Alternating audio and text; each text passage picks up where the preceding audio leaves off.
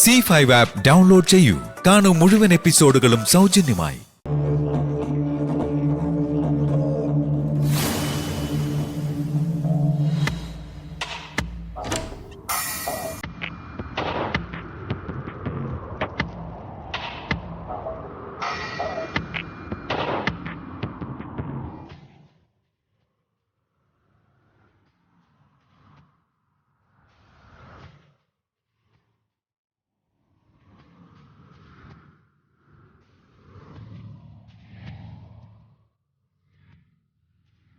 നന്ദിനി, എന്റെ മനസ്സ് മനസ്സിലാക്കാനാവുന്നത് ഇപ്പോ നന്ദിനിക്ക് മാത്രം.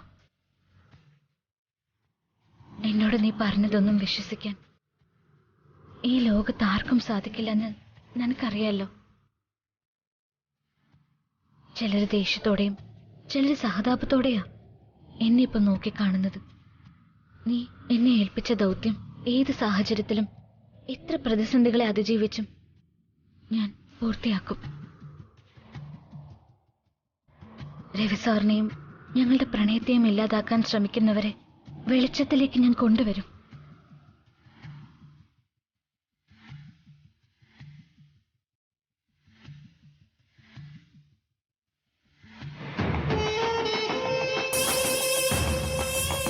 എന്റെ അന്വേഷണങ്ങൾ തുടരാനുള്ള സാഹചര്യം ഇപ്പോ ഈ വീട്ടിലില്ല.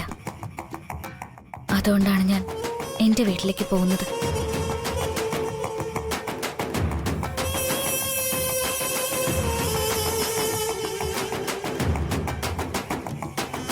ഡയറി ആരോ നശിപ്പിച്ചു കളഞ്ഞതുകൊണ്ട് നന്ദിനി നിലയത്തെക്കുറിച്ചുള്ള അന്വേഷണത്തിൽ നിന്ന് എനിക്കെല്ലാം തുടങ്ങാനാവും.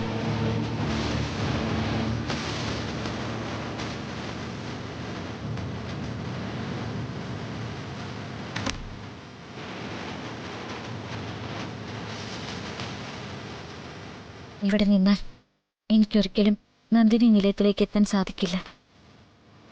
അതുകൊണ്ട് വീട്ടിലെത്തിയാലുടനെ ഞാൻ നന്ദിനി നിലയത്തിലേക്ക് പോവും.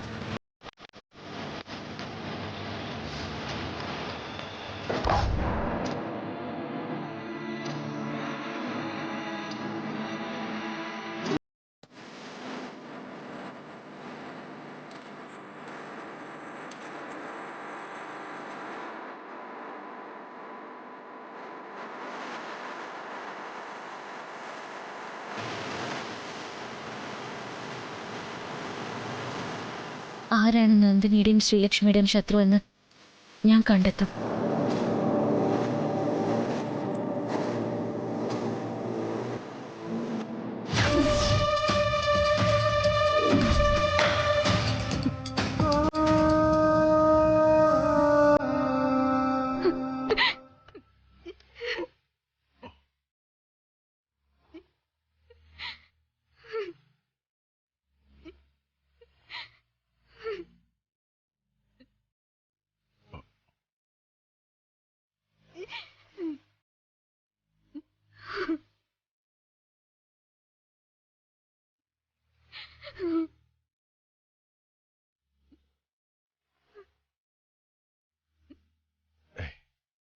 ഒരു യാത്രക്കിറങ്ങുമ്പോൾ കണ്ണു നിറയാൻ പാടില്ല.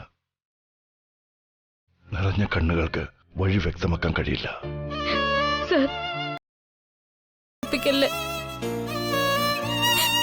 സാറിങ്ങനെ വിഷമിച്ച് നിൽക്കുന്നത് കാണാൻ എനിക്ക് കഴിയില്ല. വിവാഹത്തിന് ശേഷം സാറിനെ പിരിഞ്ഞു നിൽക്കേണ്ടി വരുമെന്ന് ഞാൻ ഒരിക്കലും ചിന്തിച്ചിട്ടില്ല. പക്ഷേ നോക്ക്, താൻ പോകുന്നത് തന്റെ അച്ഛന്റെ അമ്മയുടെ അടുത്തേക്കാണ്. അവരുടെ സാമീപ്യം തനിക്കിപ്പോ ആവശ്യമാണെന്ന് എനിക്ക് തോന്നിയതുകൊണ്ട് തന്റെ യാത്രയ്ക്ക് ഞാൻ എതിര് നിൽക്കാത്തത്. എന്നെ കാണണമെന്ന് എപ്പോ തോന്നിയാലും ജസ്റ്റ് മേക്ക് എ കോൾ. അപ്പം ഞാൻ അവിടെ എത്തിയിരിക്കും. ഇനി എനിക്ക് തന്നെ കാണണമെന്ന് തോന്നുന്ന നിമിഷം അനുവാദം ചോദിക്കാതെ ഞാൻ അവിടെ എത്തിയിരിക്കും. എന്താ അതുപോലെ? മതി. എന്നാലും അയ്യേ എടോ, എന്നേക്കുമായിട്ട് നമ്മൾ പിരിയുകയല്ല. കുറച്ച് ദിവസം, വളരെ കുറച്ച് ദിവസം. അച്ഛനും അമ്മയും എവിടെയാണെന്ന് പോലും അറിയാതെ താൻ ഒരുപാട് വിഷമിച്ചില്ലേ? അപ്പോൾ അവരെ കണ്ടുമുട്ടിയപ്പോൾ അവരോടൊപ്പം കുറച്ച് ദിവസം ചെലവഴിക്കണമെന്ന തൻ്റെ ആഗ്രഹം അത് സംഭവിക്കാൻ പോകുമ്പോൾ സന്തോഷിക്കല്ലേ വേണ്ടത്? താനിങ്ങനെ കരഞ്ഞ് എന്നെ കൂടുതൽ വിഷമിപ്പിക്കല്ലേ ഉള്ളൂ.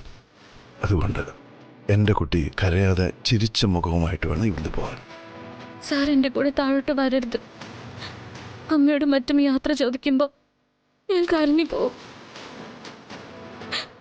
അത് കാണുമ്പോൾ സാറിന് കൂടുതൽ വിഷമാവും. അതുകൊണ്ട് പറഞ്ഞതാ. സാർ ഇവിടെ തന്നെ നിന്നാ മതി.